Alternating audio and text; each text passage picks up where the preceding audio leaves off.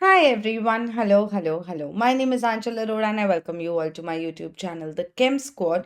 और आज की वीडियो में हम लोग कोऑर्डिनेशन कॉम्प्लेक्सेस को कंटिन्यू करने वाले हैं, वेरन हम पढ़ेंगे कि जो हमने क्रिस्टल फील्ड स्प्लिटिंग पिछली वीडियो में पढ़ी थी वो किन किन फैक्टर्स पे डिपेंड करती है जब हम ऑक्टाहेड्रल कॉम्प्लेक्सेस की बात करते हैं। ऐसे ही हम टेट्राहेड्रल की भी बात करेंगे, पर इस वीडियो में हम लोग सोनली ये बात करेंगे कि वो जो स्प्लिटिंग है वो कितना स्प्लिट होगा, वो कितना T2G और EG के बीच में एनर्जी गैप होगा, वो किन किन फैक्टर्स पे डिसाइड होता है कि वो गैप छोटा होगा या वो गैप बड़ा होगा। तो इस वीडियो में हम ये सब बातें करेंगे, ठीक है। So let's start.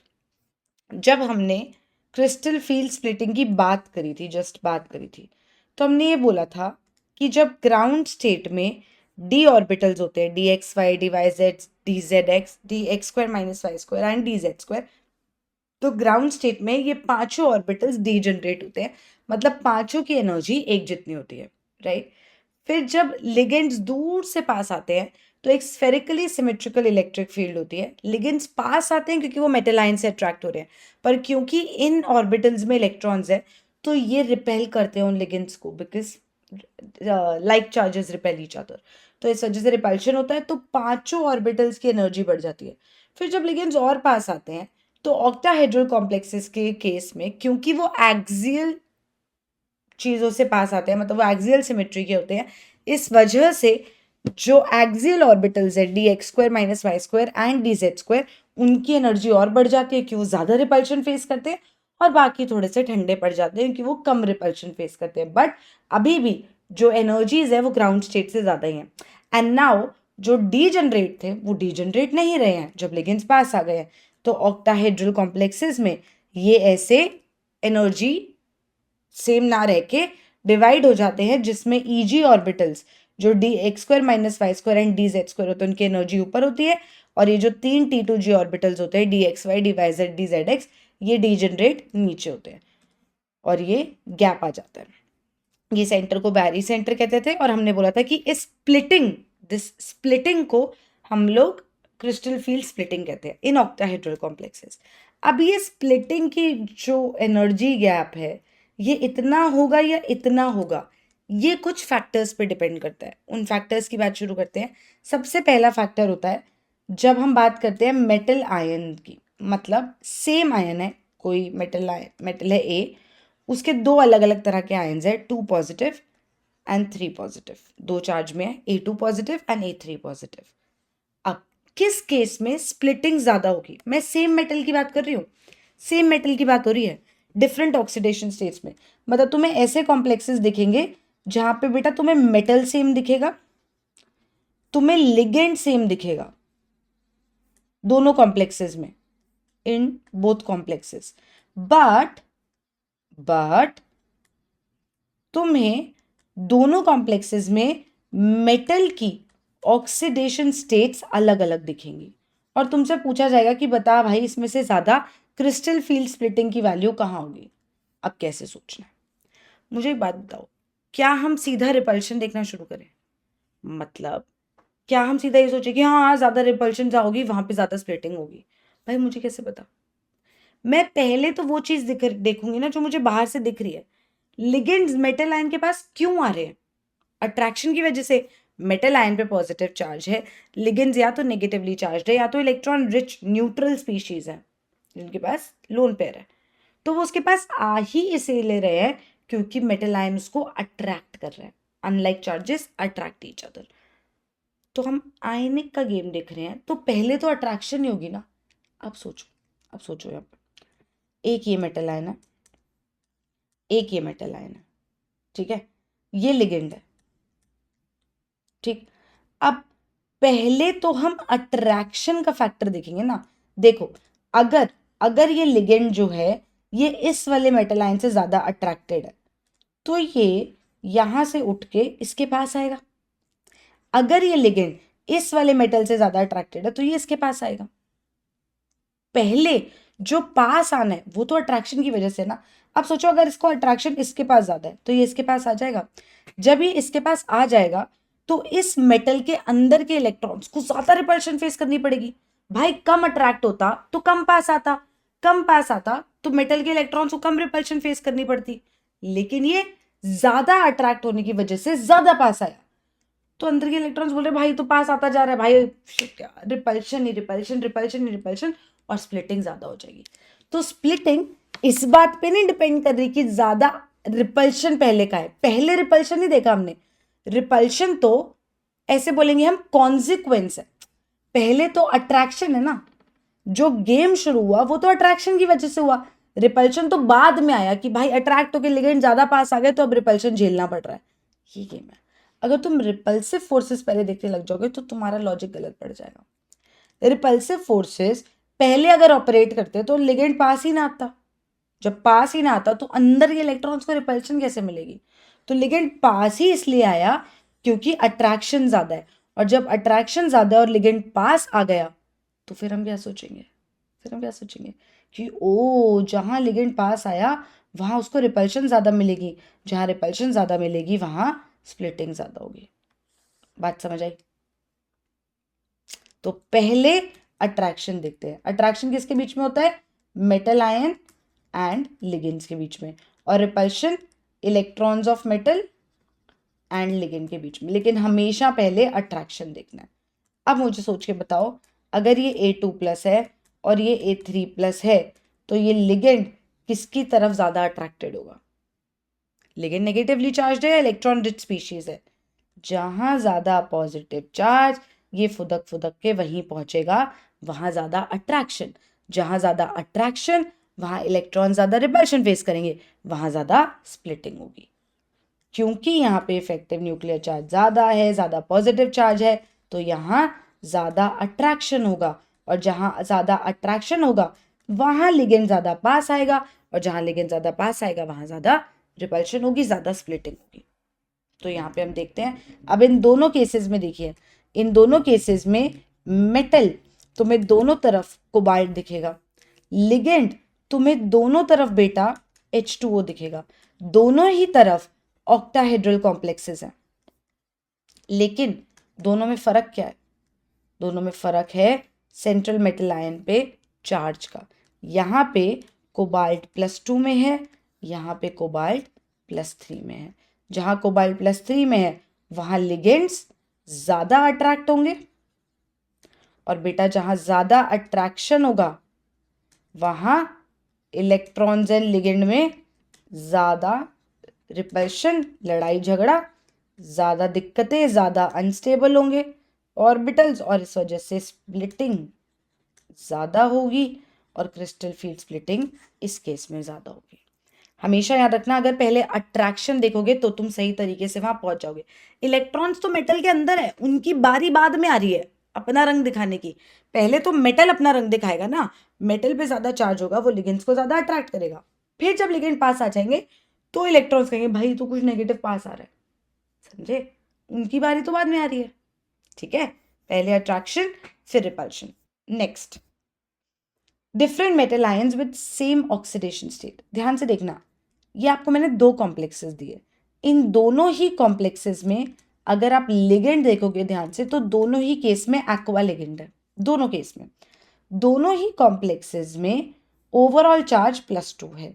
यहाँ पे कोबाल्ट की ऑक्सीडेशन स्टेट X+6 × 0 = +2, यहाँ पे Y+6 × 0 = +2, इसका मतलब यहाँ कोबाल्ट +2 ऑक्सीडेशन स्टेट में है, यहाँ निकल +2 ऑक्सीडेशन स्टेट में है। तो मेरे मेटल आयन की ऑक्सीडेशन स्टेट भी सेम है, फर्क क्या है? अब कैसे सोचना है?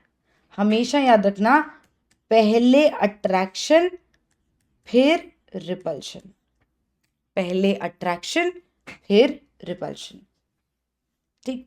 अब देखो CO2+, कोबाल्ट 2+ में मैम 3D7 होता है, ठीक है? यहाँ पे 3D8 होता है, ठीक है? तो अगर हम इफेक्टिव न्यूक्लियर चार्ज की बात करें तो यहाँ 7 इलेक्ट्रॉन्स को संभालना है, यहाँ 8 को।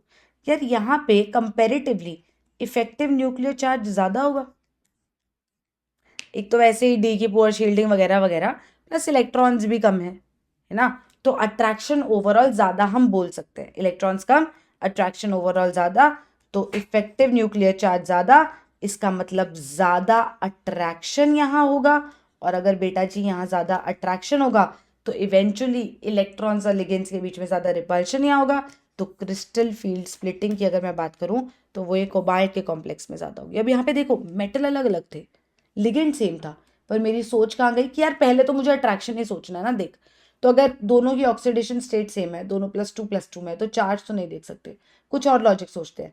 यार जहाँ कम इलेक्ट्रॉन्स हैं वहाँ वहाँ अट्रैक्शन ओवर पार करेगा।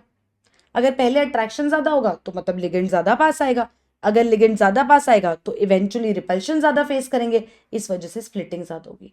अब सोचो, अगर तुम पहले रिपल्शन देख लेते, तुम सोचते यार D7 जो है वो 7 इलेक्ट्रॉन्स कम रिपेल करेंगे एज कम्पेयर टू 8 इलेक्ट्रॉन्स, तो यार ज्यादा स्प्लिटिंग ना निकल वाले में होगी, तो गलत हो जाता। समझ रहे हो, उस केस में गलत हो जाते। क्यों? क्योंकि पहले अट्रैक्शन देखना था।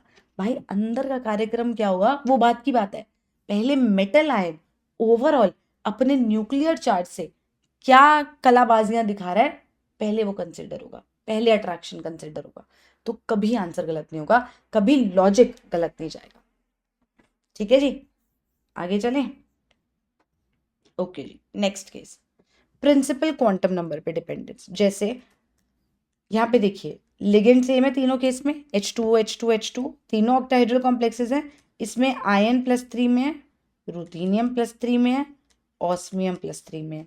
ये डाउन द ग्रुप जा रही हूँ मैं, ये है बेटा जी 3D5 4D5 5D5, तो प्रिंसिपल क्वांटम नंबर चेंज हो रहा है। अच्छा, इस केस में 4D और 5D में तुम्हें याद है लैंथेनॉइड कॉन्ट्रैक्शन, इस वजह से 4D सीरीज और 5D सीरीज वालों का साइज सेम रहता था। क्योंकि यहाँ पे बीच में, इनके बीच में 4D और 5D सीरीज के बीच में यहाँ पे 4f इलेक्ट्रॉन्स भरे जाते थे, जिस वजह से जब इलेक्ट्रॉन्स की फिलिंग होती थी तो यहाँ पे इनकी पुअर शील्डिंग की वजह से इफेक्टिव न्यूक्लियर चार्ज बढ़ जाता था। तो हम कहते थे कि 4D और 5D सीरीज में ना साइज में ज़्यादा फर्क नहीं होता है। अरे जर्कोनियम हॉफनियम लैंथेनॉइड कॉन्ट्रैक्शन ही तो बोलते थे। तो यहाँ पे इफेक्टिव न्यूक्लियर चार्ज ज़्यादा हो जाता है, क्योंकि इसका खेल आने लगता है जो हमें नहीं भूलना है। इस वजह से यहाँ से यहाँ जाओ और यहाँ से यहाँ जाओ तो स्प्लिटिंग बढ़ेगी। मैंने तुम्हें एक्चुअल वैल्यूज भी दे दी हैं, स्प्लिटिंग की वैल्यू बढ़ती है जब हम 3D से 4D 4D से 5D जाते हैं। ठीक है जी, हर केस में चाहे वीक फील्ड लिगेंड हो चाहे स्ट्रॉन्ग फील्ड लिगेंड हो, ये वैल्यू बढ़ेगी ही बढ़ेगी। ठीक है, नेक्स्ट, नेचर ऑफ लिगेंड्स। अब सोचो कि तुम्हारे पास ये दो कॉम्प्लेक्सेस हैं, अब इन दोनों केसेस में देखिए कोबाल्ट +2 में है, कोबाल्ट +2 में, क्या हम इसको कंपेयर कर सकते हैं? नहीं, हम कंपेयर हमेशा अलग चीज को करते हैं। अब यहाँ पे H2O लिगेंड है, यहाँ पे Cn- लिगेंड है, ये वीक लिगेंड है, ये स्ट्रॉन्ग लिगेंड है। भाई जो स्ट्रॉन्ग लिगेंड है वो पास ज्यादा आएगा, अट्रैक्शन ज़्यादा, फिर वो रिपल्शन ज़्यादा कॉज करेगा और वो स्प्लिटिंग ज़्यादा कराएगा। तो जब सेम मेटल आयन इन सेम ऑक्सीडेशन स्टेट हमें दिखे और हम लिगेंड्स देखें अलग है, तो हम ये देखते हैं कि कौन सा स्ट्रॉन्गर लिगेंड है। जो स्ट्रॉन्गर लिगेंड है वो ज़्यादा अट्रैक्शन करेगा, फिर वो ज़्यादा रिपल्शन करेगा एंड फाइनली वो ज़्यादा स्प्लिटिंग करेगा। गेम समझ आई? ठीक है, एक बार फिर से बात कर लें, हमने क्या क्या देखा, कैसे कंपेयर करते हैं। जब भी कोई हमें क्रिस्टल फील्ड स्प्लिटिंग कंपेयर कराएगा, एक सेकेंड यार, जब भी कोई हमें क्रिस्टल फील्ड स्प्लिटिंग कंपेयर कराए ऑक्टाहेड्रल कॉम्प्लेक्सेस में, ऑक्टाहेड्रल कॉम्प्लेक्सेस में, तो हम सबसे पहले क्या देखेंगे? हम सबसे पहले ये देखेंगे कि कंपेयर कर किसको सकते हैं। या तो बेटा ऐसा होगा कि तुम्हारे पास same metal in different oxidation state होगा प्लस सेम लिगेंड होगा। जैसे मैंने तुम्हें अभी एक एग्जांपल दिया, cobalt H2O whole 6 2 positive and cobalt H2O whole 6 3 positive. या फिर तुम्हें ऐसा कुछ दिखेगा, ये केस 1 था, या तो तुम्हें ऐसा दिखेगा different metal in same oxidation state plus same ligand. अब इसमें दो तरह की चीजें दिखेंगी, या तो तुम्हें left to right across a period वाले दिखेंगे, या तो तुम्हें डाउन द ग्रुप वाले दिखेंगे। ये लिख लेना, ये काम की चीज है, पूरा रिकॉल करा दियो जो इस लेक्चर में अभी पढ़ाया मैंने अभी तक। अक्रॉस अ पीरियड जैसे कोबाल्ट +2 निकल +2 वाला केस बताया था, यहाँ पे जैसे आयरन +2 रुथीनियम +2 वाला केस बताया था, तो उस केस में प्लस सेम लिगेंड है ना, तो उस केस में जब अक्रॉस अ पीरियड बात हो तो हमें ये देखना है कि कहाँ कम इलेक्ट्रॉन्स है। जहां कम इलेक्ट्रॉन्स वहां ज्यादा अट्रैक्शन, वहां ज्यादा रिपल्शन और वहां ज्यादा स्प्लिटिंग। ठीक है जी। और डाउन द ग्रुप देखेंगे तो 3D से 4D सीरीज में जाएंगे, 4D से 5D जाएंगे तो क्रिस्टल फील्ड स्प्लिटिंग बढ़ जाएगी। ठीक है। और आखिरी केस हमने ये देखा था कि भाई जब हमारे पास same metal in same oxidation state हो प्लस डिफरेंट लिगेंड हो, उस केस में हम लिगेंड की स्ट्रेंथ देखते हैं कि जो स्ट्रॉन्ग फील्ड लिगेंड है वो ज़्यादा अट्रैक्शन दिखाएगा, फिर वो ज़्यादा रिपल्शन दिखाएगा और फाइनली वो ज़्यादा स्प्लिटिंग दिखाएगा। ये समझ आई। और पूरी कथा में हमने ये बात बोली है कि पहले हम अट्रैक्शन देखेंगे देन हम रिपल्शन देखेंगे। बात समझ आई बिल्कुल अच्छे से।